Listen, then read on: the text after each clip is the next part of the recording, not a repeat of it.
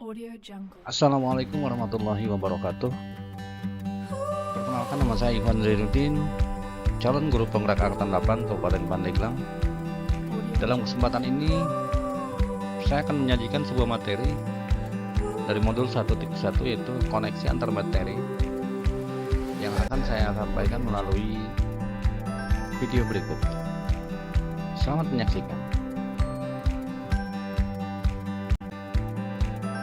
Kesimpulan dan refleksi pemikiran Ki Hajar Dewantara, setidaknya saya merangkum ada 9 kesimpulan dari hasil pemikiran Ki Hajar Dewantara. Pertama adalah trilogi pendidikan, yaitu Ingarso Sung Tulodo, yang artinya di depan bisa menjadi teladan. Kemudian Badio Mangunkarso, artinya di tengah bisa menjadi penyemangat. Dan terakhir Tuturi Handayani, yang hingga kini masih menjadi pijakan untuk memajukan pendidikan di Indonesia. Yang kedua, menuntun segala kodrat yang ada pada anak-anak sehingga anak dapat mencapai titik kebahagiaan dan keselamatan yang setinggi-tingginya. Dalam hal ini bukan menuntun pada kodratnya, Audio Jungle. akan tetapi menuntun untuk memperbaiki tingkah laku. Yang ketiga, dalam hal menuntun, pendidik diibaratkan seorang petani yang menanam padi.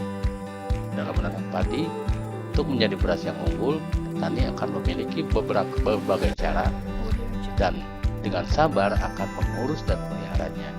Sama halnya dengan pendidik dalam kegiatan pembelajaran, guru harus memiliki banyak cara, bersabar dan ikhlas untuk dapat menghasilkan generasi atau anak yang baik. Kesimpulan yang keempat, pendidikan yang berupaya memenuhi kodrat kebutuhan tumbuh kembang anak sesuai dengan pemikiran Ki Hajar Dewantara, yaitu menghamba pada anak. Menghamba dalam hal ini bukan berarti dapat memperlakukan anak secara semena-mena, tapi pendidikan harus berorientasi pada kebutuhan anak sehingga anak dapat berkembang sesuai dengan minat dan bakatnya. Kesimpulan berikutnya, budi pekerti atau watak atau karakter merupakan perpaduan antara gerak pikiran, perasaan, dan kehendak atau kemauan sehingga menimbulkan tenaga atau semangat. Budi pekerti yang dimaksud adalah bahwa pendidikan bisa memanusiakan manusia menuju perbuatan yang baik. Selanjutnya, bermain merupakan kodrat anak. Menurut KHD, permainan anak itu adalah pendidikan. Dalam hal ini, pendidik harus memahami bahwa kodrat anak adalah bermain, sehingga pembelajaran bisa diintegrasikan dengan bermain sambil belajar, atau sebaliknya belajar sambil bermain. Kesimpulan yang ketujuh, pendidikan bukan lagi dipandang sebagai suatu proses transfer ilmu dari pada siswa, di mana pelajaran berpusat pada seorang guru. Pendidikan saat ini adalah pendidikan merdeka yang berpusat pada siswa. Guru bukan lagi satu-satunya sumber ilmu. Selanjutnya, siswa yang merdeka belajar bisa belajar di mana saja dan kapan saja, dan dari siapa saja.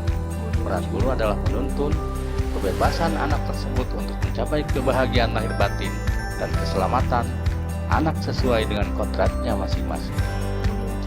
Dan kesimpulan terakhir adalah, dalam penerapannya, untuk mewujudkan merdeka belajar, guru harus senantiasa memperhatikan kodrat anak. Audio Jungle. Setiap anak memiliki keunikannya masing-masing dalam belajar. Terkait dengan pemikiran saya setelah memahami dan merefleksikan pemikiran dari Ki Hajar Dewantara, ada beberapa hal yang menjadi poin pokok refleksi tersebut. Di antaranya adalah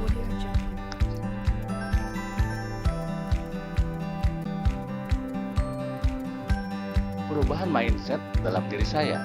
Sebelum saya mempelajari modul 1.1, saya memperlakukan siswa secara sama tanpa memperhatikan kodrat masing-masing.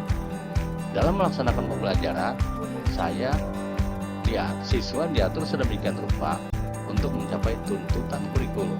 Siswa ibarat kertas kosong yang dijajali dengan berbagai pengetahuan dengan target siswa harus menguasai semua materi yang diberikan agar memperoleh nilai yang bagus dan bisa sukses.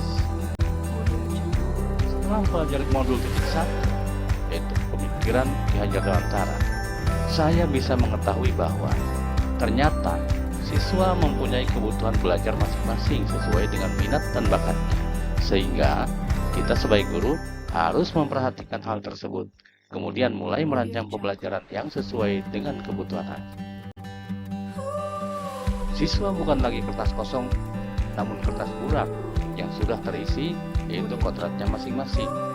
Dan tugas guru dalam hal ini adalah menuntun dan membimbing siswa sehingga tulisan buram yang bersifat positif bisa dipertebal menjadi karakter atau moral yang baik untuk siswa. Apa selanjutnya yang harus saya kerjakan setelah memahami pemikiran KHD? Yang pertama adalah rancang pembelajaran yang aktif, kreatif, edukatif, dan menyenangkan. Langkah berikutnya, membuat komitmen kelas, kesepakatan antara guru dan siswa, dan menjadikannya sebagai bahan refleksi diri. Selanjutnya, menciptakan pembelajaran yang berdiferensiasi sehingga tidak memaksakan kemampuan anak. Langkah selanjutnya adalah menanamkan pendidikan karakter dalam setiap pembelajaran sehingga diharapkan siswa memiliki budi pekerti yang baik. Berikutnya, menuntun siswa untuk memiliki kompetensi global, akan tetapi tetap terintegrasi dengan kearifan budaya lokal. Dan yang terakhir adalah berusaha menciptakan pendidikan dan pembelajaran yang menghamba pada anak agar anak dapat mencapai keselamatan dan kebahagiaan yang setinggi-tingginya, baik sebagai individu maupun sebagai anggota masyarakat. Oke, demikian, terima kasih. Assalamualaikum.